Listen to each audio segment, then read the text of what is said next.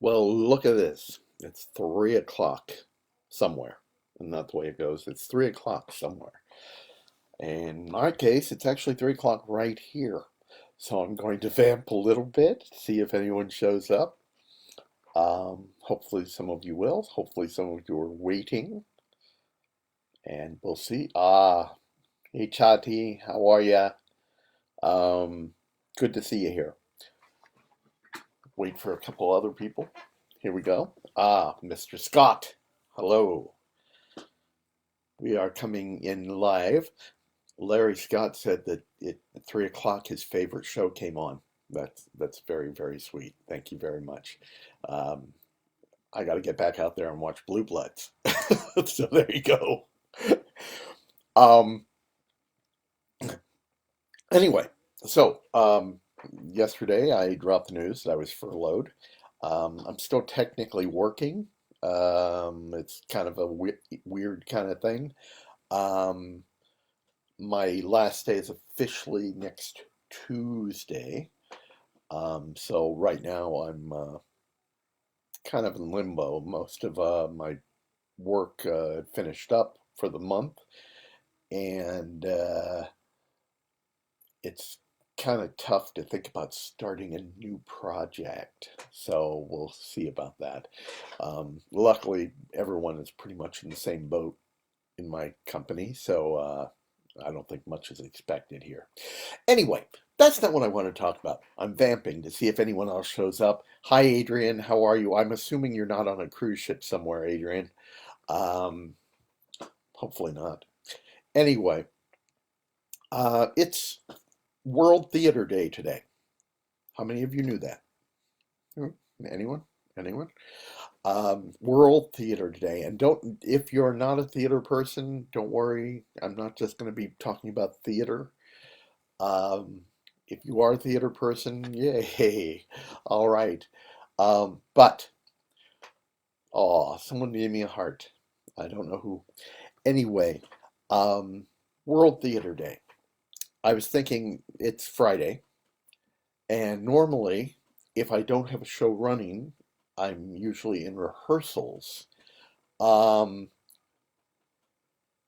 and normally, when I'm in the midst of rehearsals, I look at Friday as, oh, it's my day off. I don't have to go to a theater.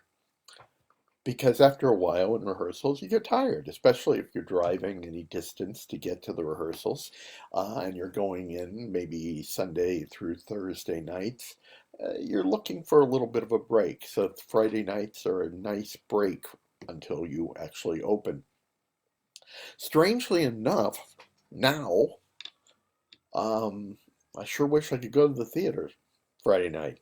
That would be a nice thing. I miss it. I feel a very, very large void at not being able to go to the theater. And this is where the non-theater stuff comes up. I started thinking about it and realizing that everybody has that theater in their life, even if it has nothing to do with theater. It's the thing that they are passionate about, that without it, their life feels a little bit empty. Um, I keep coming back to that passion. If you don't have passion, you don't have much. And in these days where we're kind of trapped in the house, and the biggest passion is finding toilet paper. um, Thank you, Frank. Thank you. Same to you. Um, it becomes very evident when the focus of your passion is missing. Some people are very lucky because their theater, their equivalent of theater, is something that has nothing to do with theater, and they can continue doing it in these days. I have a very good friend who is a bird watcher. Nothing stopping him from going out and watching birds. And he's passionate about it, and he will continue to do it even when we are isolated because there's nothing that keeps him from going out to a park or to a wetlands. Um, there are other things, just people who like to go to the beach and walk. I'm not talking about going to the big crowded beaches and laying next to each other, but just going to a shoreline and walking and listening to the ocean. Um, Boy, listening to the ocean, that is great theater. So I think what we need to do right now is find our theater alternatives. And it's a really hard thing, especially for those of us whose theater happens to be theater, which is a very socially interactive thing. You need other people to do it. You need a place to come together so that you're physically in a space. And I commend the people that are out there trying to do things online. Um, I hope that works. But let's face it, it loses something essential. And it does take care of some of it. It takes care of the creativity. It takes care of the actual need to create something. But it will always be somewhat lacking in the contact, in the personal contact.